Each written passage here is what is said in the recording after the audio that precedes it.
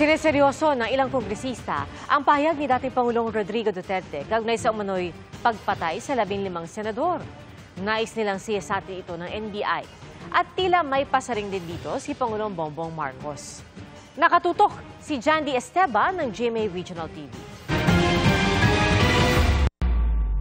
Patay natin, makapatay tayo ng mga 15 na senador, pasok na tayo lahat. The only way to do it is to pasabugin na lang natin yung Matapos ang pahayag na ito ni dating Pangulong Rodrigo Duterte, tila may pasaring si Pangulong Bongbong Marcos, bagamat wala siyang direktang pinangalanan.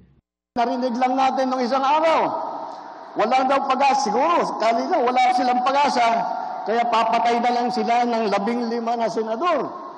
Ay talaga, sabagay, mahirap naman yung ibang tao. Ang iniisip lang nila, ang kaisa-isang solusyon sa lahat ng problema ay pumatay pa ng Pilipino. Sinabi yan ng Pangulo sa talumpati niya sa kampanya ng senatorial candidates ng administrasyon sa Carmen, Davao del Norte kahapon. Ang Davao Region ay kilalang baluarte ng mga Duterte. Bakit yung ibang partido, bakit yung ibang magdagsasama ay hindi makapagbuo ng mabigat na tiket? Dahil po, ang kanilang iniisip lamang ay kung paano nila tutulungan ang kanilang sarili at manalo ng eleksyon.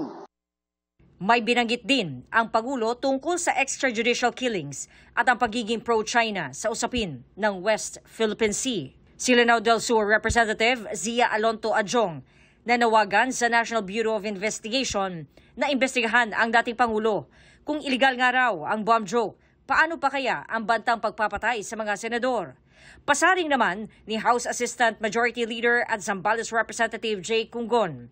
Baka ang tingin daw ng dating Pangulo ay above the law siya dahil sa mga ginagawang pagbabanta. Sinisikap pa ng GMA Integrated News na makuhanan ng reaksyon si dating Pangulong Rodrigo Duterte at ang NBI.